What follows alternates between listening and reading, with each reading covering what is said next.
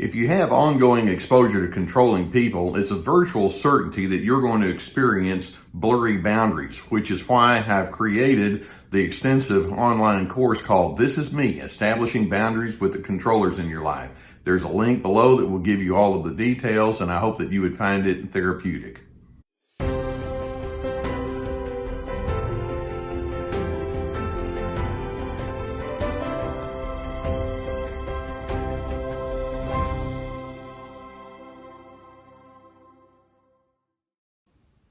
There's a special brand of narcissism that I want you to be familiar with because it's something that can be very dangerous and it can really bring you a lot of misery as you engage with these people.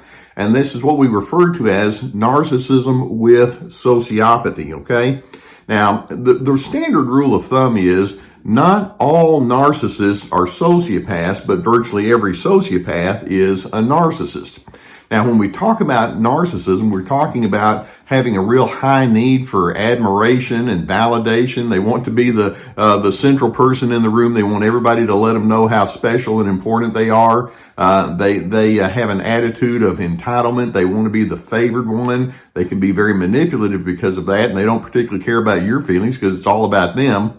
But then we can ratchet it up to the next level of sociopathy. And there are even more ingredients that come into the equation when that is the case. Now, first and foremost, when we talk about a sociopath, we talk about somebody that has no moral compass. I mean, none whatsoever. Sometimes narcissists can at least understand what's right and wrong and kind of do their maneuvering through that. The sociopaths, they couldn't care less about right versus wrong. Basically, what I want, what I need, that's my compass. And any standard of society or right and wrong or good and bad or standard operating procedures just is meaningless to them. They have a reckless disregard for the needs and feelings of others. Not just a disregard, but reckless. They don't care who they hurt along the way. They have no remorse when they treat people poorly, and they absolutely will not be tied down to any kind of group norms or teamwork or us considerations. They go their own way and they make no bones about it. They couldn't care less about what the rules are that everybody else has to go with. Now, having said that, I want to see if I can point out multiple other elements that are a part of sociopathy, because the more you know and understand about these people and where they're coming from, it can give you the impetus to make sure that you practice proper self-care. Now, one of the first things we're going to add to what I've already said is that with sociopaths, dominance overrides any hint whatsoever of love. Now, sociopathic narcissists have no concern about love. Now, they have lust. They may look to individuals to meet their items of sexual desire. They may have a lust for substances that'll give them a feel-good experience. They may have a lust for hedonistic experiences, fun in the moment, and that's all that matters. But it has nothing to do with love. Basically, their whole notion is it's all about me, self-indulgence, and dominance. That's what they are driven by. In addition, we can also say that sociopaths see you as someone to be used, period. They have no sense of appreciation for you as a person. You exist as someone who can offer them something that's going to take them somewhere. And so you're not a human who has needs. You're a human that can be utile to them in whatever situation they may be. So if it's in a social situation, if you can help them in that regard, okay, they'll hang out with you. If it's in a work situation and they think that they can manipulate you to get whatever it is they want at the work situation, they'll go along with you there. Or even in marriage or even in parenting, you exist to prop them up, and that's it. And so they're not going to treat you in such a way that acknowledges your humanity. They couldn't care less about your humanity. Now, also, as far as they're concerned, you're supposed to acquiesce to them or be destroyed. You have no right, as far as they're concerned, to having your separate boundaries. I wonder how many times have you engaged with some individuals when you've said, hey, stop. This is what I stand for, and these are my preferences, or these are my opinions, and they just blow right through it. It's like, I don't care. It's irrelevant to me. And they have no willingness whatsoever to at least have some sense of coordination with you. If you differ from them, they're going to destroy you. Now, adding to that, we can also say that sociopaths are known for their intimidation, their motivation by intimidation. Fear is a primary tactic that they will use. They'll just bypass any kind of presumption that they can and should attempt to even reason with you. Narcissists may try to go into an argument style. Sociopaths, they bypass the argument. They just go into the blustery style. You will acquiesce to me. You will do what I say, or I'm going to make your life miserable. They think that fear is an excellent way to motivate people, and they want people to fear them. They think that means that they have arrived and they're now a somebody. It's pitiable, isn't it? To the point of tragic. Now, another element here that sometimes you don't hear, sociopaths can impersonate feelings. Now, by that I mean they can give the impression of sincerity. Oh, I'm really concerned about you here. Or they can give the impression of friendliness or pleasantness or concern or even encouragement. It's like for a while they can give you the idea that says, this person's really nice and into me, but it's all an impersonation. It's an act. Everything about the sociopath is a means to an end. And so even when they come across in a pleasant and friendly way, you hate to be cynical about it, but the notion is, all right, what are you up to? I know you're after something. This isn't real. There's nothing authentic about them. It's a manipulation. Now, on top of that, sociopaths are known for their constant marginalizing of people.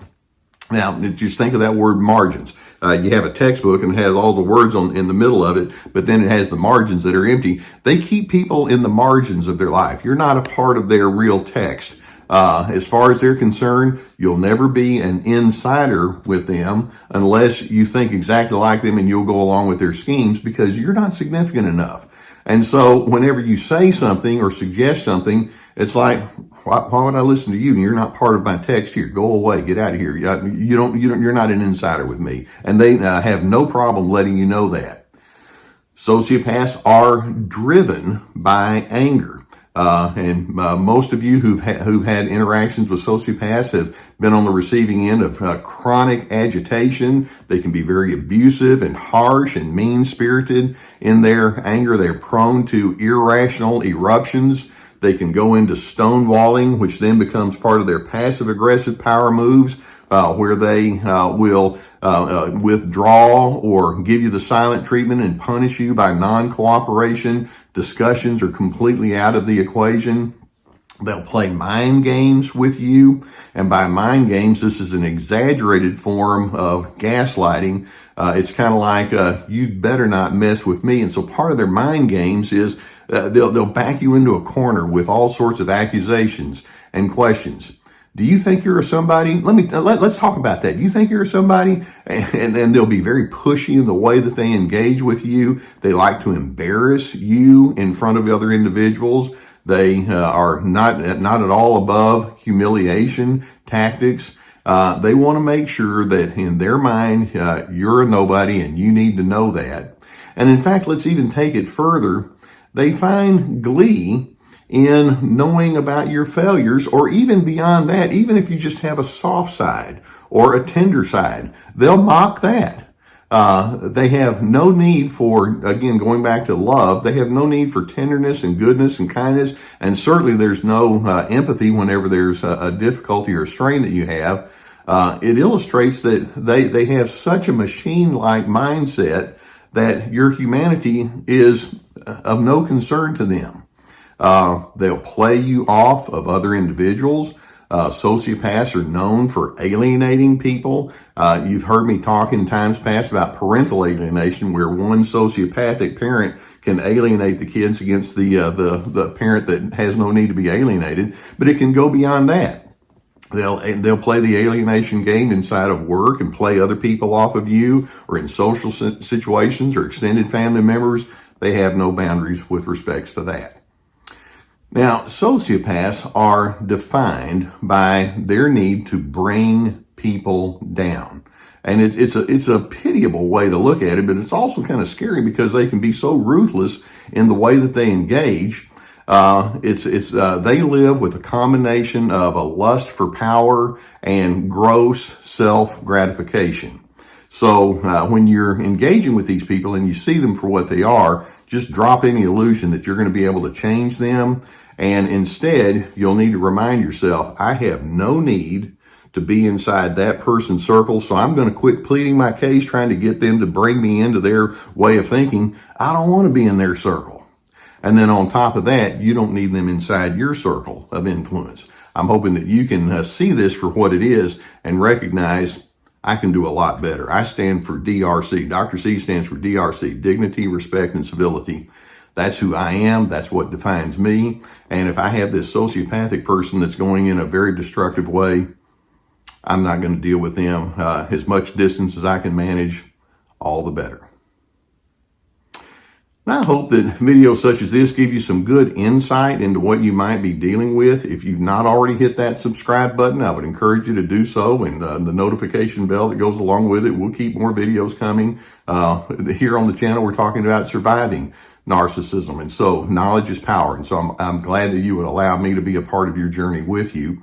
If you have a need for therapy, we have a sponsor, and there's a link below that would take you to that sponsor and for online counseling and therapy. And there's a whole team of licensed professional therapists, and you can select from them. And I'm hoping you would be able to find someone who could be able to help you unpack these kind of things, because these people are very treacherous and manipulative. Sometimes you need a pair of objective eyeballs on it to help you walk through it.